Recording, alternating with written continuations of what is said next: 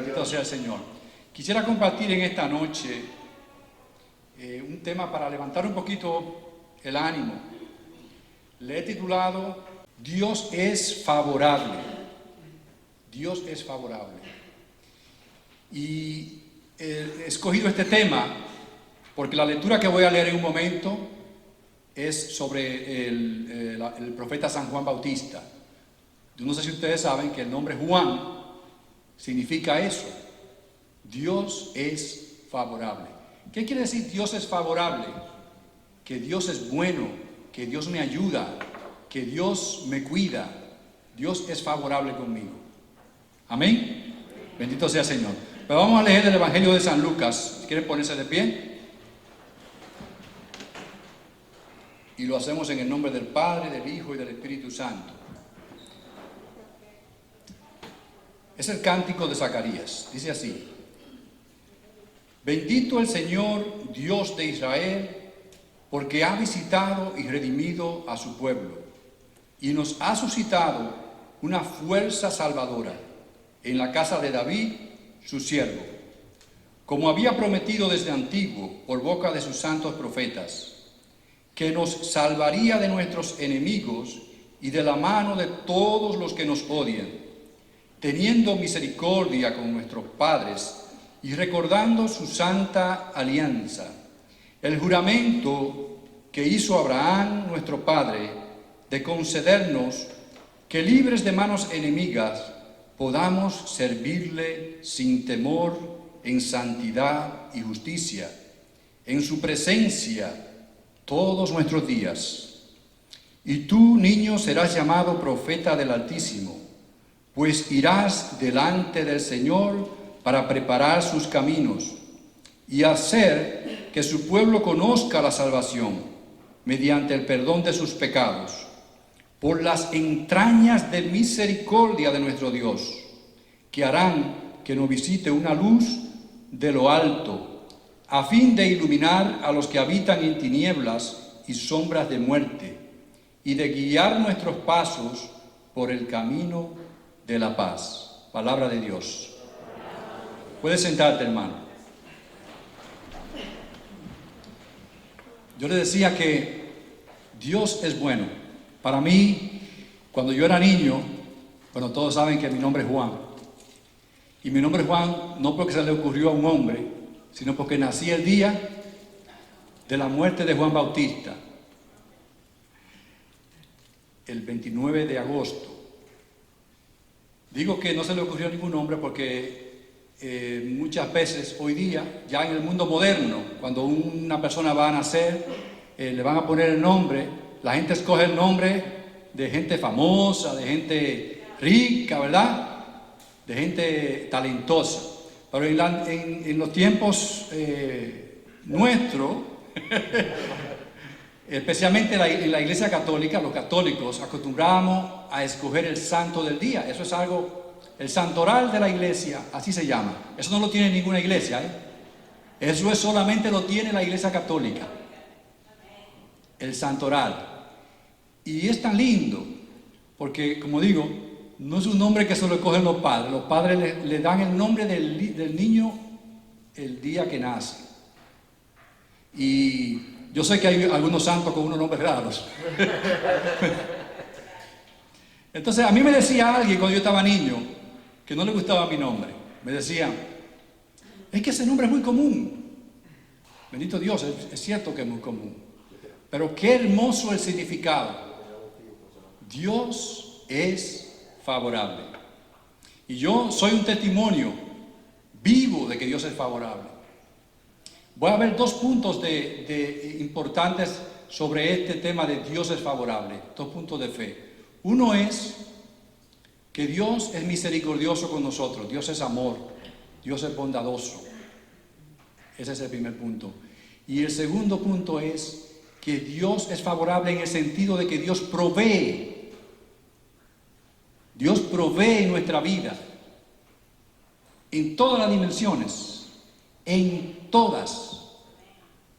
Dios provee en nuestra finanza, Dios provee en nuestra salud, Dios provee en nuestras entradas, en nuestras salidas. Dios provee en todo momento, en nuestra familia, en nuestra vida. Dios es maravilloso. No hay una cosa más bonita, más grande.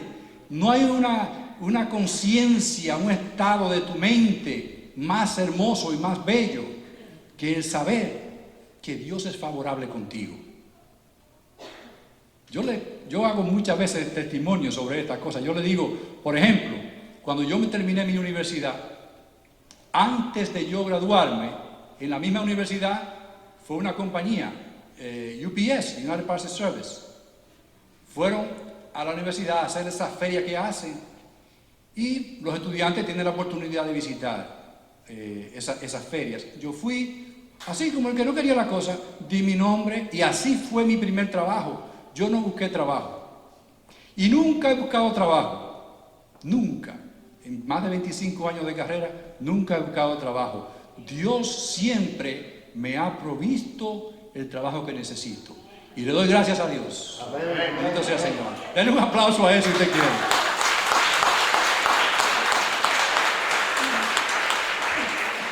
Y yo le digo eso no para que se admire de mí. Yo quiero proclamarle en esta noche a usted que Dios es favorable con usted. Con usted.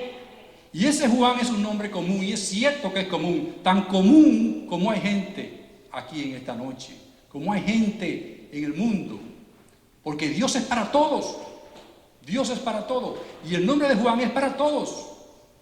Dios es favorable. Primer punto, le decía, es que Dios es amoroso, misericordioso, Dios se compadece de nosotros. No importa cuán difícil, cuán triste, cuán rojos sean nuestros pecados, no importa la historia que hayas tenido en tu vida, no importa qué tan grave sea la situación de tu salud, no importa qué tan grave sea la situación en tu hogar, en tu matrimonio o en tu familia con tus hijos, no importa la historia de los países, especialmente en un momento como este en que se está viviendo entre tanta violencia y tanta discordia. No importa, si tú crees en Jesús, si tú crees en Dios, Dios proveerá en su momento. Y quiero enfocarme un poquito en Isaías 53 para reflexionar un poquito sobre esa misericordia de Dios y ese amor de Dios.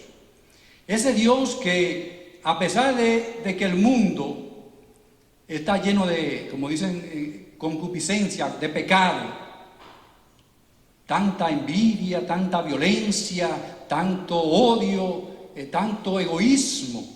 En este mundo todo el mundo anda pensando solamente en ellos. Nadie piensa en los demás. Nadie piensa en que el otro quizás puede estar necesitado. Usted va manejando por ahí, tiene que cuidarse, porque hay gente que anda buscando a ver si usted reacciona igual que ellos, para que usted le siga esa corriente de pecado y de mal. Sin embargo, Dios, dice Zacarías, que Dios nos ha visitado. Es lo primero que dice el canto de Zacarías. Dice, porque ha visitado y redimido a su pueblo. ¿Sabe que Dios ha visitado y redimido a usted? Cuando Dios vino a este mundo, Dios nos visitó. No vino a visitar solamente a Belén ni a Judea. Dios vino a visitar la humanidad. Dios vino a visitarte a ti y a mí. Y eso es importante que tú lo guardes ahí en tu memoria, en tu conciencia. Dios vino a este mundo para mí. Dios vino para mí. Dios nos ha visitado. A veces se nos olvida eso. Y dice Zacarías que nos ha suscitado una fuerza salvadora. ¿Usted sabe lo que es eso? Ese es el Espíritu Santo. Una fuerza salvadora, el Espíritu Santo. El Espíritu Santo para muchos es un gran desconocido. Es un gran desconocido. Y como decían los cantos, es importantísimo conocer ese poder y esa fuerza del Espíritu Santo, que no es algo que va a bajar del cielo así como una paloma y lo vamos a ver como lo vio el Señor, o que no es algo que va a venir con un espectáculo de lenguas de fuego, donde lo vamos a ver aquí y nos vamos a quedar asombrados bajo el Espíritu Santo, sino que va a salir desde el fondo de tu corazón, desde el fondo de tu corazón, en la medida en que tú le permitas a Cristo actuar en tu vida, en la medida en que tú actúes como Cristo, que tú le imites a Él, le sigas a Él y deje que Él te guíe, porque Dios es real. Dios no es un cuento de hadas, como creen algunos, que es una cuestión de hacer oraciones o hacer devociones. Dios es un Dios real, un Dios de una relación de ti, de uno a uno. Es una relación de ti con Dios, personal. Nuestro Dios es un Dios personal. Y qué grande y hermoso cuando nuestra fe crece en esa relación con Dios. Bendito sea el Señor. A mí me encanta el capítulo 53 de Isaías. Lo voy a leer rápido. No todo, porque es muy largo quizás, pero voy a leer algunos versos. Dice así: ¿quién creyó en nuestra noticia? Dice el profeta Isaías. ¿A quién le fue revelado el brazo poderoso de Yahvé? Creció ante él como un retoño, como raíz en tierra reseca. Fíjense cómo el profeta Isaías va a describir aquí lo que los estudiosos de la Biblia conocen como el siervo de Dios. El profeta Isaías varias veces describe a Jesús. Algunos los identifican como a Jesús, otros identifican al siervo de Dios, a otros personajes en la historia de la antigua Israel. Pero la mayoría el enfoque es hacia el Señor, es a Jesús. Y dice así, describiendo a este siervo, dice así: que creció ante él como un retoño, como raíz en tierra reseca. ¿Usted sabe cómo crece una raíz en tierra reseca? Imagínese eso. Difícil, ¿verdad? Difícil una raíz crecer en tierra reseca. Dice, no tenía apariencia ni presencia. Imagínese usted, si en el mundo de hoy solo los que tienen buenas apariencias y buena presencia crecen. Dice así: le vimos y carecía de aspecto que pudiésemos estimar. O sea que era hasta difícil de verle. Dice, despreciado, marginado, hombre doliente y enfermizo, como de taparse el rostro por no verle. O sea, está describiendo ahí al siervo como una persona que carece de gracia, que no es agradable verle. Dice, despreciable, un don nadie. Y de hecho, oiga bien esto, y de hecho cargó con nuestros males. Ese Jesús al que odiaron, ese al que crucificaron, ese el que azotaron, el que escupieron, el que le llamaron burlándose de él de todas formas. Dice, y de hecho cargó con nuestros males y soportó todas nuestras dolencias.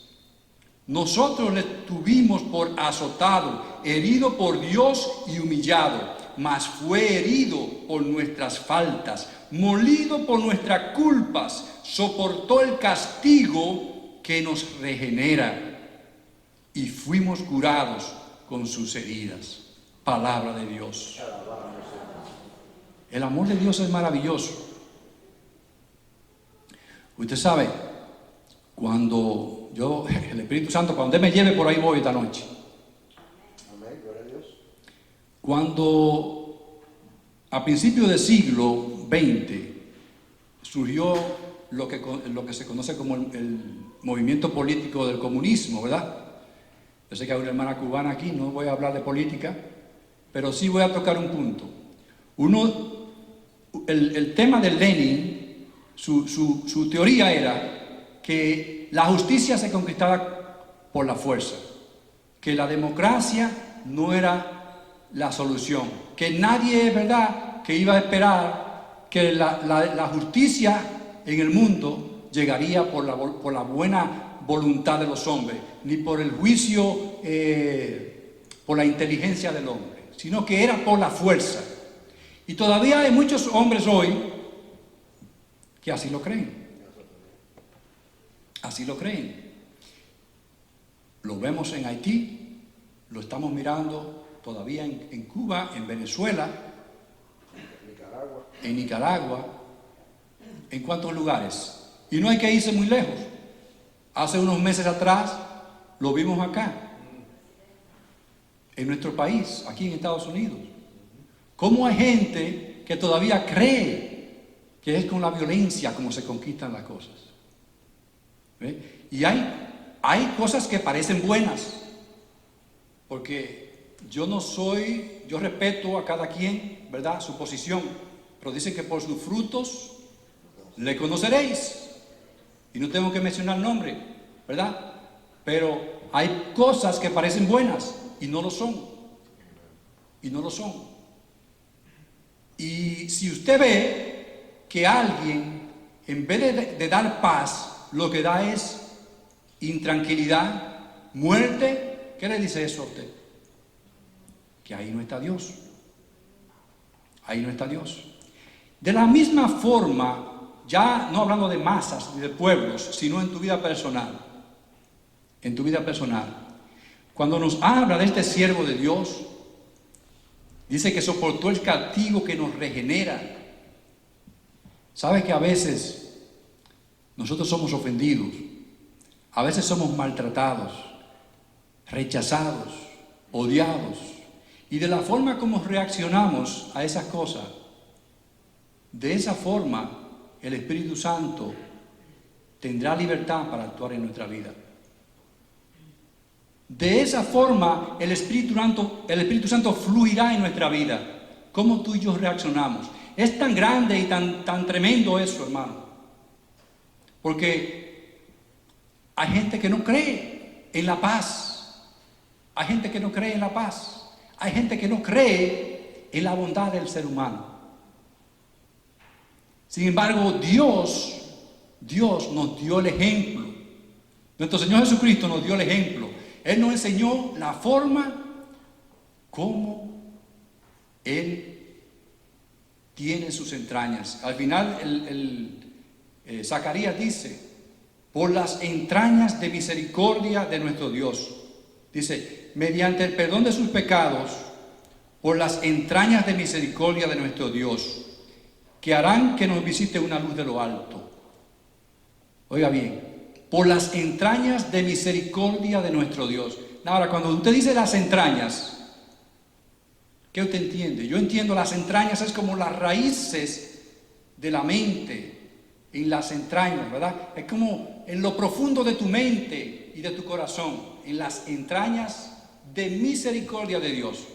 Entonces las raíces de la mente de Dios, las raíces del corazón de Dios, en las entrañas de misericordia de Dios, nos describe el Evangelio. Nos trae una luz, que es la luz del Espíritu Santo. Pobre de nosotros si en nuestra mente no están las entrañas de misericordia de nuestro Dios. Pobre de nosotros si en nuestro corazón no están las entrañas de misericordia de nuestro Dios. Bendito sea el Señor. Ahora regreso al tema, que Dios es favorable. Si Dios ha sido capaz de dar su vida, y lo repetimos en cada misa, lo proclamamos en el credo, murió y resucitó al tercer día y está a la derecha del Padre. Siempre lo repetimos, ¿verdad que sí?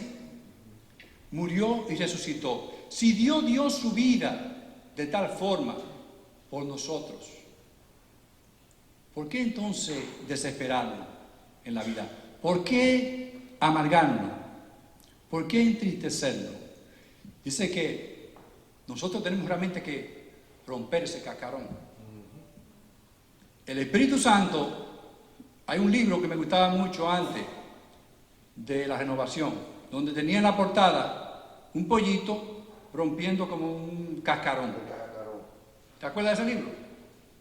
Yo no recuerdo el nombre, solamente me recuerdo de la portada, porque me causaba mucha impresión. Creo que era amarillo con blanco. Sí.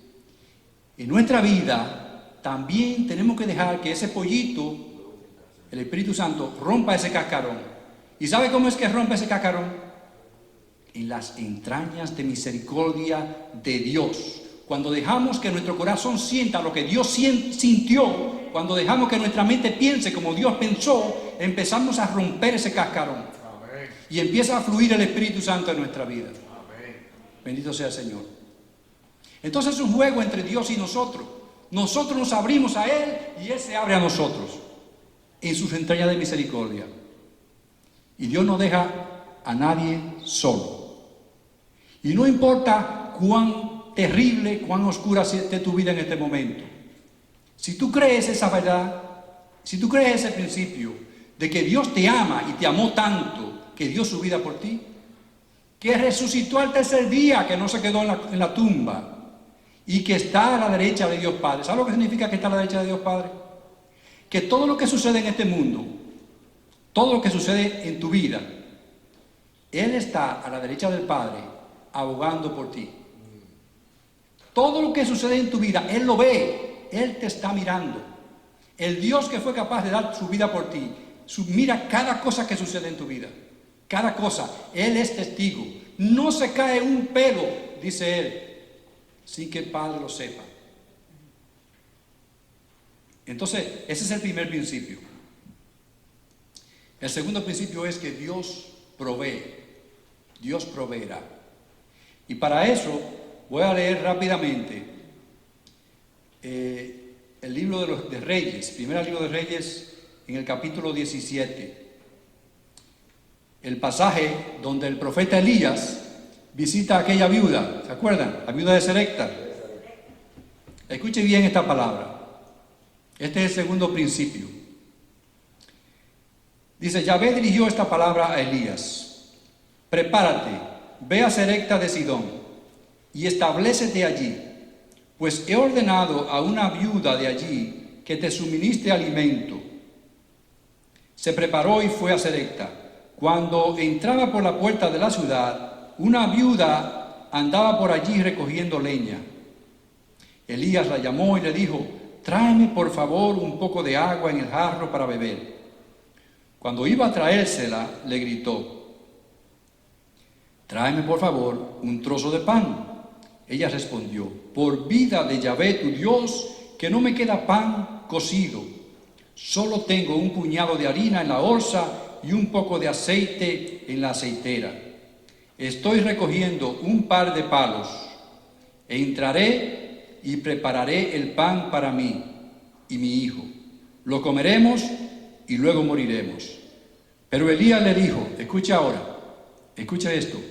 Pero Elías le dijo, no temas, entra y haz como has dicho. Pero primero, haz con él para mí una pequeña torta y tráemela. Para ti y tu hijo la harás después. Porque esto dice Yahvé, Dios de Israel. El cántaro de harina no quedará vacío. La aceitera de aceite no se agotará. Hasta el día en que Yahvé conceda lluvia sobre la superficie de la tierra. Es decir, el día cuando va a haber abundancia. O sea que nunca te va a faltar nada. Dice que ella se fue e hizo lo que le había dicho Elías. Y comieron él, ella y su familia por mucho tiempo. La olza de harina no quedó vacía y la aceitera de aceite no se agotó, según la palabra de Yahvé que Yahvé había pronunciado por boca de Elías. Palabra de Dios. Tú sabes que a veces nosotros nos preocupamos mucho, demasiado. En eso nos ganan a veces los protestantes, los pentecostales. ¿Y saben por qué? Porque leen la Biblia. Que el Señor los reprenda. No, son hermanos separados. Son hermanos separados. Y aunque están confundidos, pero son hermanos. Y leen la palabra de Dios. Date cuenta que los discípulos dijeron así.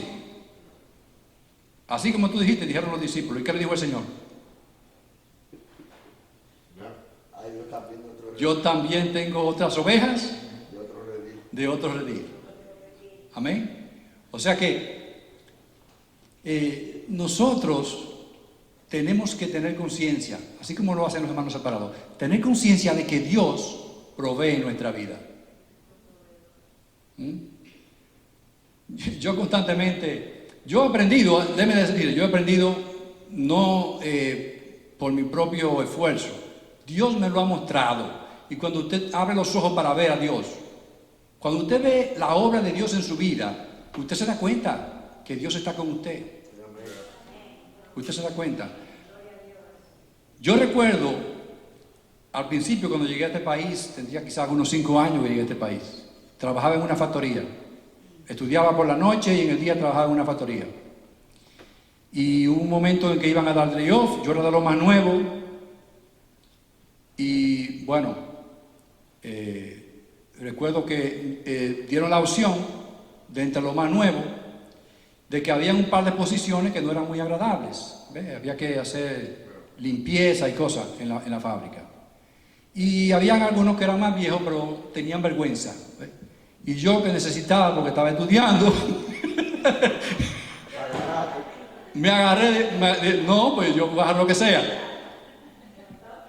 Y yo recuerdo que, bueno, tomé ese trabajo. La persona que no lo quiso coger, después se arrepintió y dijo, yo debía haberlo cogido, dijo esa persona. Y pasó el tiempo, la compañía volvió otra vez a ponerme en mi trabajo, lo que yo hacía antes, y me preguntaron si yo quería tener algunas horas extras para seguir haciendo algo de lo que yo hacía. Y así me daban 10 horas de overtime toda la semana. Y así estuve yo por unos 2 años.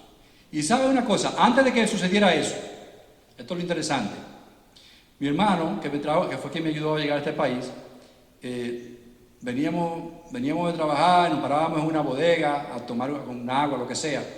Y yo recuerdo que él compraba unos tickets de la loto. y yo lo que le decía, yo dentro de mí, que no era todavía un cristiano muy practicante, le hacía esta oración al Señor. Le decía, Señor, yo no te pido lotería, solamente dame trabajo. Dame trabajo. Y el Señor me dio 10 horas de overtime.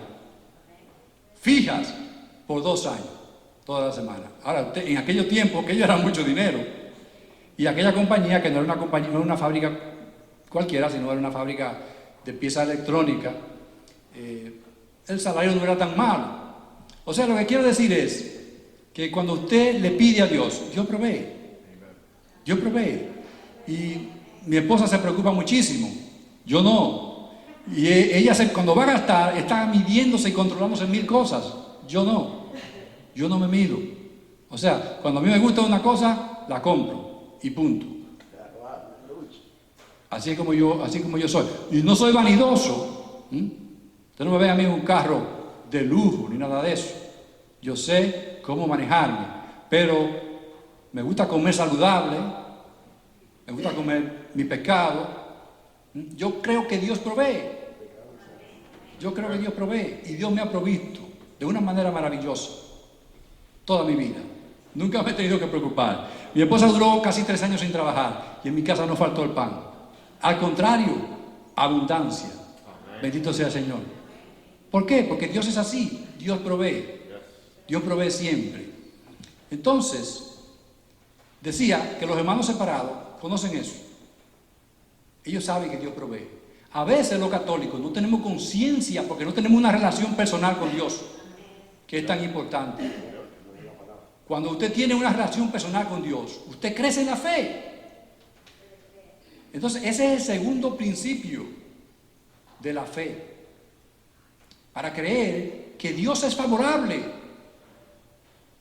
Y sabe que, así como la viuda de Sarepta, que dice que ya le quedaba solamente una botellita de aceite, le quedaba un poquitico de aceite en la aceitera. Ella dijo, no, ya después que se acabe esto, hasta aquí llegamos. Y a veces nosotros le pedimos a Dios y lo limitamos. Entonces Dios nos da algo, ¿verdad? Y Dios nos quiere dar más. Pero nosotros tenemos esa visión tan pequeña a veces de lo que Dios nos puede dar. Tenemos una visión pequeña de lo que Dios nos puede dar. No vemos a un Dios capaz de proveer más. ¿Y sabe qué? Que Dios le da a cada cual según su capacidad, según su corazón, según su necesidad. Dios le da. Usted camine y Dios camina con usted. Bendito sea el Señor. Claro, no estoy hablando de vanidad, eso es otra cosa. Pero por ejemplo, usted sueña con tener su casa. Sueñe, no hay nada malo con soñar. Sueñe con tener su casa y pídele a Dios. Y cuando Dios le muestre que le va a dar esa casa, no tenga temor. No tenga temor, porque ese es el problema. Cuando hay temor es porque no creemos que Dios provee. A veces Dios te muestra que va a abrir una puerta y nosotros dudamos. ¿Y sabe lo que le pasó? Lo que le pasó a Zacarías. ¿Ah? Quedó mudo. Zacarías quedó mudo. Antes de que pudo hacer este canto, Zacarías quedó mudo. ¿Y sabe por qué quedó mudo? Porque no le creyó al ángel. No creyó la palabra que le fue dicha de parte de Dios. Porque él decía, yo soy tan viejo y esta mujer que tengo tan vieja y además estéril, ¿verdad? Cualquiera duda. Bueno, es ahí donde viene la fe. Es ahí donde viene el juego de la fe. Es ahí donde tú eres capaz de creer que Dios es favorable contigo. ¿Ve? Entonces, fíjate bien, a lo mejor tú nunca habías pensado en eso. El nombre de aquel niño se llamará Juan, le dijo. ¿Y sabe qué? Que cuando Zacarías cogió un papel, dice que cuando Zacarías cogió un papel y escribió, Juan es su nombre. Es decir, Dios es favorable. Algunos de nosotros no, lo escuchamos en esta noche, pero todavía no lo sentimos. Ojalá que un día podamos sentirlo, podamos vivirlo, podamos escribirlo, que Dios es favorable. Amén. Que Dios es favorable en nuestra vida. Bendito sea el Señor. Este es el segundo principio que debemos aprender en la fe. Dios es favorable en nuestra vida. Bendito sea el Señor. A veces, y ya con esto voy a terminar,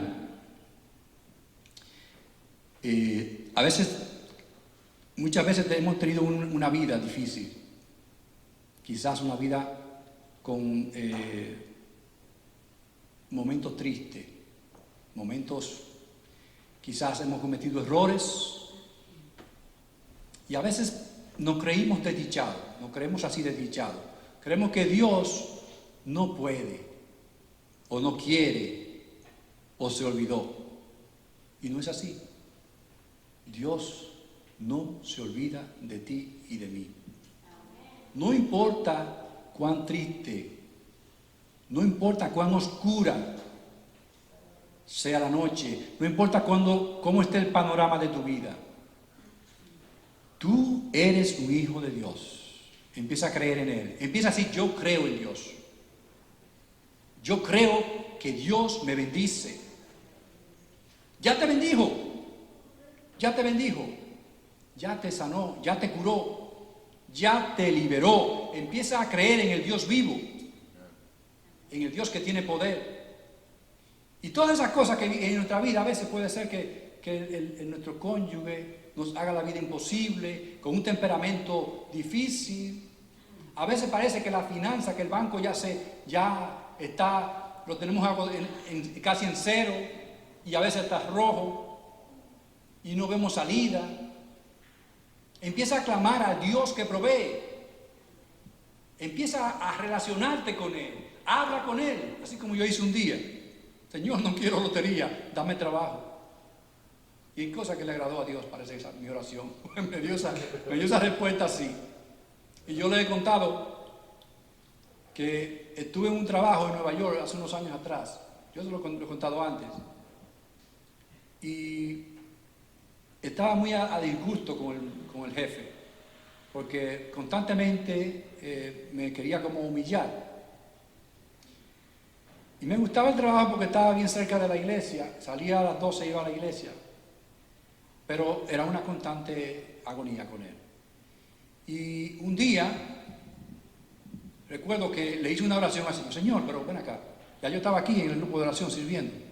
Señor, pero yo te sirvo, ¿cómo es posible que tú me tengas aquí trabajando en este lugar?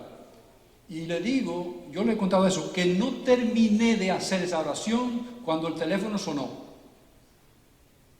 No terminé de hacer esa oración cuando el teléfono sonó. Yo cuento eso y me granó. La respuesta de Dios. Y era para un trabajo. Y ese trabajo ha abierto puertas, todavía hoy, a otros trabajos. Maravillosamente. Fue una bendición. Esa fue una respuesta de Dios que fue una bendición. Porque cuando Dios da, da para grande. Bendito sea el Señor. Así que yo te invito en esta noche. Cualquiera sea la situación de tu vida, cualquiera sea tu sueño, que tú creas que Dios es favorable.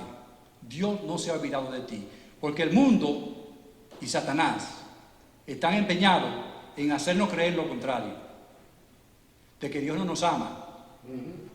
Cuando él fue a tentar a Jesús, primero que le dijo fue: si es verdad que eres hijo de Dios, es decir, como tú crees que tú eres hijo de Dios, que Dios te ama. El mundo te quiere hacer creer lo contrario.